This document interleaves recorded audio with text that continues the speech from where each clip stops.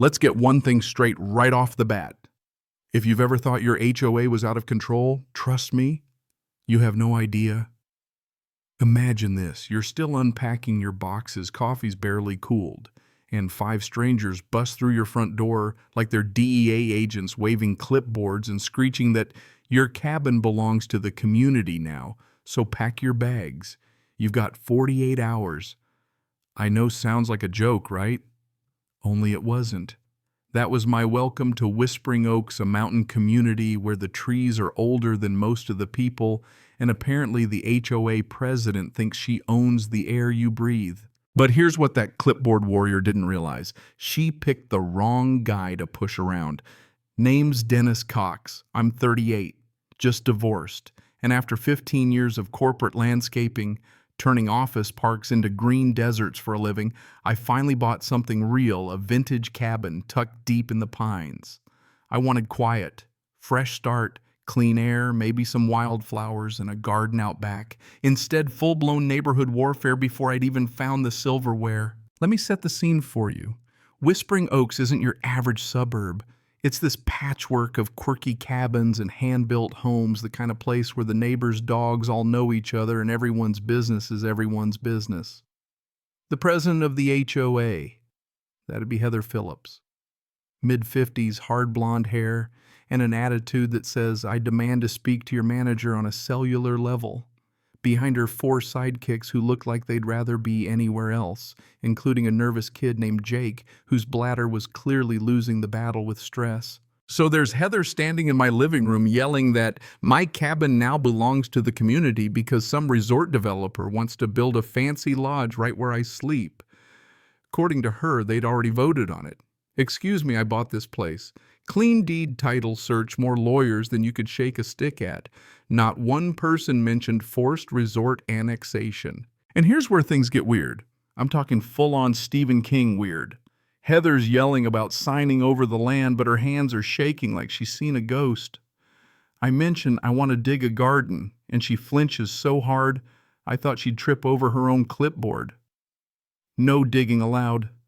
Safety regulation, she blurts out, eyes darting past my shoulder to the backyard. You don't have to be Sherlock Holmes to smell the stench of a cover-up. Then right in front of everyone, she starts measuring my fence with a tape measure, announcing, it's 2 inches over regulation and fining me $500. You've got 48 hours to prove legitimate occupancy or we'll take community action, she says. You ever get fined for living in your own house? Yeah, that happened. After they stormed out, I called the sheriff's department. Enter Deputy Sophia Ramirez, mid-30s, 0 patience for HOA drama. Technically, this is civil unless they break something or get violent, she tells me, but she also drops a hint. Heather's been escalating. Document everything. And check your property records. Sometimes rural land gets real messy.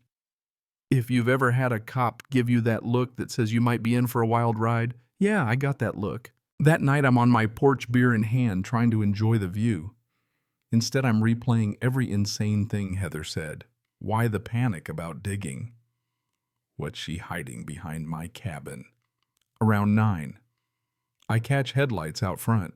Heather in her car parked on the phone, eyes glued to my place. Not neighborly concern. This is stakeout energy. Next morning, I wake up to a van in my driveway. Heather's back this time with her so-called enforcement team, Jake the Nervous, plus 2 teens who looked like their only crime was wanting community service hours.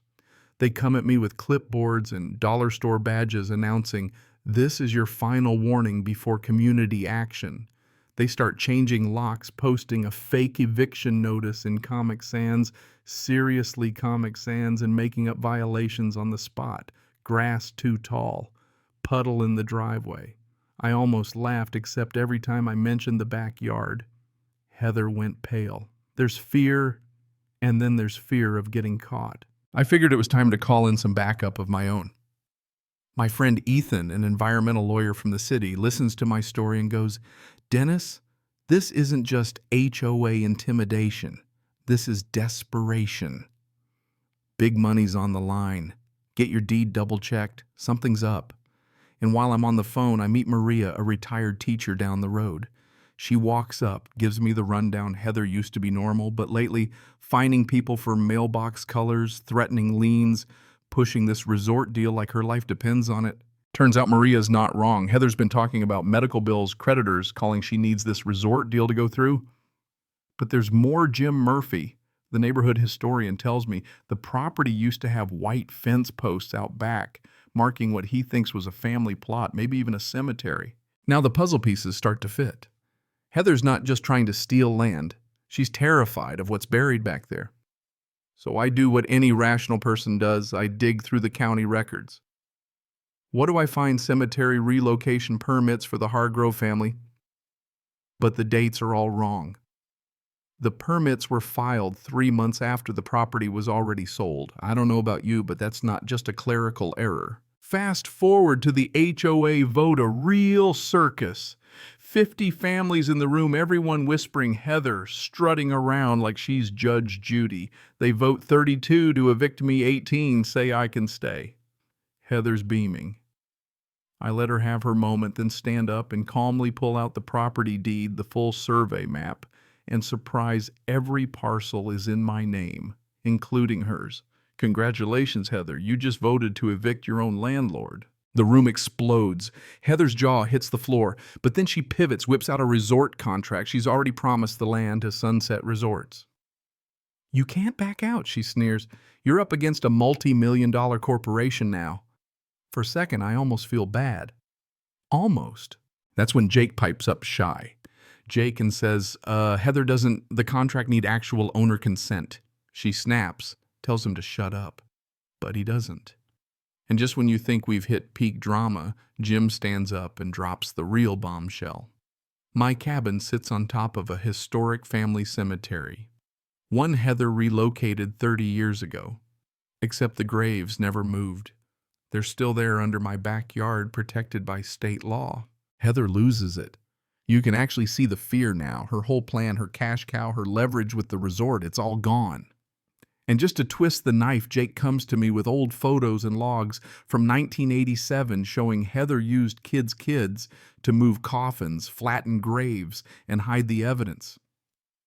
The cover-up was so bad she literally wrote instructions like remove all visible markers, refer nosy neighbors to legal. At that point, it wasn't about money. The community turned not because Heather stole fees or lied about development, but because she desecrated their history and used children to do it.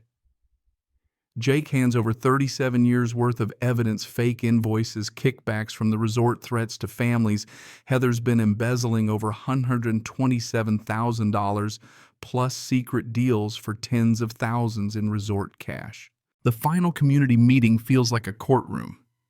Heather sits at the front, small and pale, stripped of her power.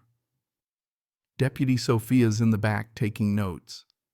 Heather confesses illegal grave relocation, theft, fraud threats. She's forced to pay $75,000 in restitution, banned from ever leading again, and the HOA dissolved, replaced by community meetings where every voice counts. We restored the cemetery, real archaeologist memorial garden, distant relatives coming home to lay flowers. Property values went up. Neighbors actually talked again. Maria organized potlucks. Jake became our tech guy, setting up a website for transparency. Whispering Oaks finally became the place I dreamed it could be. But just when you think the story's over, 6 months of peace gets shattered. I find an envelope under my door, no return address, just a photo of my cabin and a note. Heather Phillips wasn't working alone. We know what you did to our associate. Prepare for consequences. Who is we? What do they want? And how long have they been watching? So yeah, maybe justice was served, but the mountain has a way of keeping secrets, and maybe we've only peeled back the first layer. Let me know in the comments. What would you do if your own community turned on you? Ever tangled with an HOA? And do you think justice means revenge or rebuilding something better? Hit, like if you want more stories where the good guys win. Or at least get the last word. And if you think this story's over, you haven't been paying attention. See you on the next wild ride.